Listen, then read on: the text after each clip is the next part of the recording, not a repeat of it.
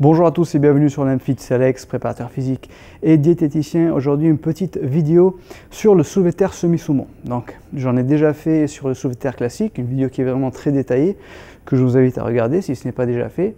J'ai fait aussi une vidéo sur le soulevé de terre à la trap bar, le soulevé de terre sumo, donc il me manquait le semi-sumo pour boucler la boucle. Un petit mot pour ceux qui me regardent pour la première fois sur la chaîne Olymfit. Mon objectif est de vous transmettre mes connaissances dans le domaine de la préparation physique avec une approche scientifique de l'entraînement, des vidéos techniques comme celle-ci sur les mouvements de musculation et aussi des vidéos sur l'alimentation et la nutrition du sportif. Donc si ce sont des choses qui vous intéressent, bien sûr, je vous invite à vous abonner. Je profite aussi pour remercier Espace Forme Château d'Olonne de m'avoir prêter les locaux pour le tournage de cette vidéo, donc un grand merci à eux. Si vous êtes dans les environs, bien sûr, je vous invite à venir jeter un coup d'œil. Je vais commencer par vous montrer comment faire le soulevé de terre semi-sumo et ensuite je vais vous expliquer pour quel type de personne cet exercice est le plus approprié. Donc bien sûr, ça va dépendre de votre morphologie et aussi de la structure de votre bassin. Donc je vais commencer par le placement des pieds. Alors bien sûr, semi-sumo, comme son nom l'indique, je suis entre le soulevé de terre conventionnel avec les pieds largeur bassin et le soulevé de terre sumo où j'ai vraiment les pieds qui sont très écartés. Donc là je suis entre les deux. Alors l'astuce que je peux vous donner, c'est vous allez positionner vos pieds de manière à pouvoir glisser les mains entre les deux en gardant les mains écart-épaules. D'accord? Vous glissez les mains entre les deux jambes et normalement vous devez choisir un écart de pied qui vous permet d'avoir les coudes en contact avec les genoux. Comme ceci. Généralement, c'est ce qu'il faut pour le semi-sumo. Donc si vous écartez trop les pieds, vous allez tout de suite vous en rendre compte parce que vous allez avoir les coudes qui vont être loin des genoux. D'accord? Donc dans cette position, bon après il faut essayer, ça dépend de la morphologie, de votre mobilité, de vos points forts, de vos points faibles. Il faut essayer plusieurs largeurs de pieds possibles et adopter celui dans lequel vous vous sentez le plus à l'aise et celui qui vous permet de tirer le plus de poids possible. Mais en règle générale, pour commencer, je vous conseille donc d'adopter un écart de pied qui va vous permettre d'avoir les mains, donc bien sûr les mains à la verticale, perpendiculaires à la barre et en contact avec les genoux. Donc à partir de cette position, alors remarquez que la pointe des pieds elle est un peu ouverte, donc je n'ai pas les pieds qui regardent droit vers l'avant, mais plutôt vers 13h. Et ensuite, donc les bras perpendiculaires à la barre, à la verticale. Et ensuite, je vais placer le dos, donc je sors la poitrine et je sors les fesses. Et à partir de là, je suis prêt à tirer. D'accord? Donc dans cette position, bien sûr, j'ai toujours, comme je l'ai déjà expliqué avant, les épaules devant la barre. Donc voici ce que ça donne de profil. Je me place, donc les mains à l'intérieur des cuisses. À partir de cette position, je sors les fesses, je place la poitrine. Et comme vous pouvez le voir, je vais avoir les épaules devant la barre et non pas directement au-dessus de la barre. D'accord?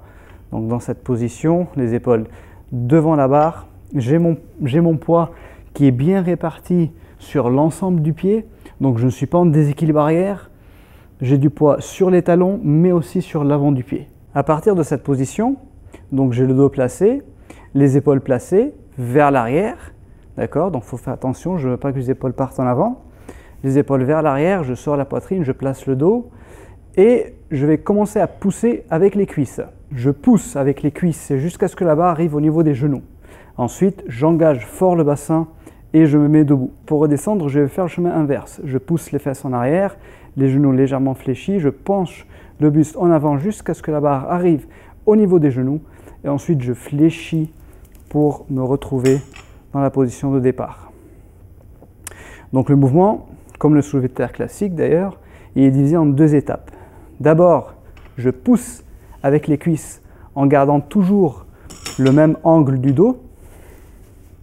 Et une fois que j'arrive au niveau des genoux, je me redresse en engageant fort le bassin et en contractant les fessiers. Pour redescendre, je pousse les fesses en arrière avec une légère flexion des genoux. Ensuite, je continue à basculer le buste en avant et à pousser les fesses en arrière sans changer l'angle des genoux jusqu'à ce que la barre arrive au niveau des genoux. Ensuite, je maintiens le même angle du dos et je fléchis les genoux pour me retrouver dans la position de départ. Donc vous voyez, ce sont exactement les mêmes étapes que pour le soulevé de terre classique. Donc là, je vais vous montrer ce que ça donne en vue de face et vous allez voir que pendant tout le mouvement, j'ai la barre qui est en contact avec mon corps. Donc à aucun moment je perds le contact avec la barre. Donc je me place, hop, je pousse avec le genou et vous voyez que la barre glisse le long des tibias. Et ensuite, une fois que j'arrive ici, j'engage les hanches et vous voyez que la barre glisse aussi au niveau des cuisses. Et pour le chemin inverse, c'est pareil. Je garde la barre en contact avec mon corps tout le temps. Je pousse les fesses en arrière, la barre glisse le long des cuisses, légère flexion au niveau des genoux. Une fois que j'arrive ici, je fléchis, la barre glisse au niveau des tibias et je reviens dans la position de départ. Donc voilà pour la technique du soulevé de terre semi-sumo. Donc vous voyez que ça ressemble beaucoup au soulevé de terre classique. On a juste les pieds qui sont positionnés avec un écart qui est un peu plus important. Bien sûr, il faut faire attention tout au long du mouvement de garder le dos bien droit, de rester bien gainé, de bien répartir le poids de corps sur l'ensemble du pied.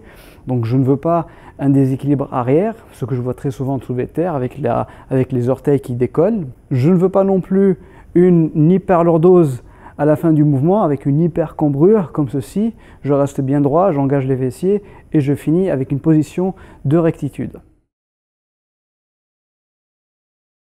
Sinon, le soulevé de terre semi-sumo, donc c'est un mouvement entre le soulevé de terre sumo et le soulevé de terre conventionnel, c'est-à-dire qu'il va demander moins de mobilité au niveau des hanches que le soulevé de terre sumo et moins de mobilité au niveau de la chaîne postérieure que le soulevé de terre classique. Donc c'est un mouvement qui va correspondre à beaucoup de gens, surtout des personnes qui sont peut-être un peu plus longilignes, avec des membres inférieurs un peu plus longs, bien sûr en comparaison et en relatif par rapport à leur taille.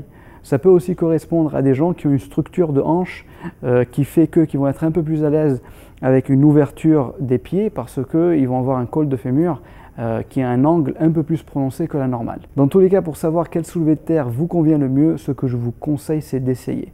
Vous essayez plusieurs styles possibles et vous adoptez celui dans lequel vous vous sentez le plus à l'aise et celui qui vous permet de pousser ou de tirer le plus de poids possible. Dans ma vidéo sur le soulevé de terre sumo, je vous ai mis un petit tableau qui va vous permettre de vous guider pour savoir si vous êtes plus à l'aise avec un soulevé de terre sumo, plus à l'aise avec un soulevé de terre classique. Donc bien sûr, je vous invite à regarder cette vidéo. À la fin de la vidéo, vous trouverez le tableau, mais gardez en tête que c'est juste un guide, d'accord ? Le plus important, c'est vraiment vos ressentis. Donc il faut impérativement essayer et c'est en essayant que vous allez savoir quel est le style de soulevé de terre qui vous convient le mieux. Sur ce, bien sûr, je vous invite à laisser des questions dans les commentaires si vous en avez. Si vous avez aimé cette vidéo, bien sûr, je vous invite à la partager pour en faire profiter le plus de gens possible et pour m'aider aussi à faire connaître la chaîne OlympeFit. Et je vous dis à très bientôt dans une très prochaine vidéo.